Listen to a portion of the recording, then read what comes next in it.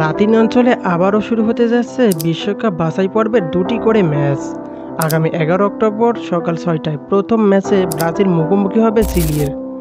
ম্যাচটি অনুষ্ঠিত হবে সান্তিয়াগো ন্যাশনাল স্টেডিয়ামে, যার 48,665 জন দর্শক ধারণ ক্ষমতা। বর্তমানে ব্রাজিল 8টি ম্যাচ খেলে 10 পয়েন্ট নিয়ে পঞ্চম স্থানে অবস্থান করছে, আর চিলি সমান ম্যাচ খেলে 5 পয়েন্ট নিয়ে নবম স্থানে রয়েছে। ব্রাজিলের সাম্প্রতিক পারফরম্যান্স খুব একটা ভালো নয়। কোপা আমেরিকায় ব্যর্থতার পর গত মাসে প্যারাগুয়ের বিপক্ষে বাছাই পর্বের ম্যাচেও হেরেছে তারা।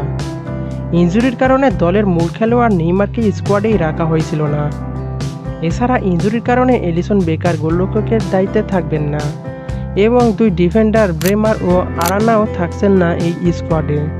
এত ইনজুরি থাকার কারণে ব্রাজিল স্কোয়াডে ডাক পেয়েছেন দুইজন নতুন ফুটবলার। এরা হলেন ইগোর জেসুস ও আবনার।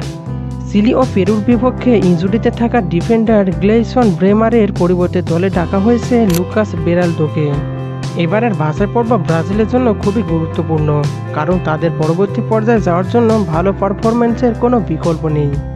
যদিও দারুণ ফর্মে রয়েছে ভিনি, এন্ড্রিক ও রাফিনহারা, তাই ব্রাজিল ভক্তরা আরও একটি উত্তেজনাপূর্ণ ম্যাচের সাক্ষী হতে চলেছেন। চলুন প্রেডিকশন করে আসি, ব্রাজিল নাকি চিলি, কোন দল হাসবে শেষ হাসি। বর্তমানে ফিফা র্যাঙ্কিংয়ে ব্রাজিলের অবস্থান পঞ্চম হলেও চিলির অবস্থান 49তম। ফিফা র্যাঙ্কিংয়ে যথেষ্ট এগিয়ে ব্রাজিলই। এখন পর্যন্ত 75টি ম্যাচের মধ্যে ব্রাজিলের জয় 54টি, ড্র 13টি এবং পরাজয় মাত্র 8টি। চিলির বিপক্ষে ব্রাজিলের সর্বশেষ ম্যাচে ব্রাজিলের 4-0 গোলে জয় পায়। বিশ্বকাপ বাছাই পর্বে সর্বশেষ 5 ম্যাচের মধ্যে চিলির জয় না থাকলেও ব্রাজিলের জয় মাত্র 1টি। তাই অতীত হেড টু হেড পরিসংখ্যানই বলে দিচ্ছে আগামী শুক্রবারের ম্যাচে ব্রাজিলই সেরা হট ফেভারিট।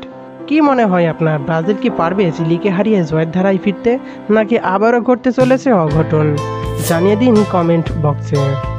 আসুন এবার দেখে নিই যেভাবে সরাসরি দেখবেন ব্রাজিল বনাম চিলির মধ্যকার ম্যাচটি।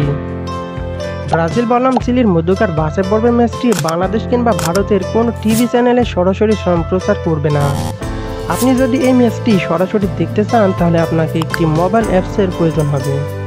কোন সেই অ্যাপ জানতে ভিডিও ডেসক্রিপশনে দেওয়া ফেসবুক পেজে সরাসরি মেসেজ করুন। ব্রাজিলের জন্য রইল শুভকামনা। ফুটবল দুনিয়ার সকল খবর সবার আগে পেতে আমাদের সাথে যুক্ত থাকুন। ধন্যবাদ।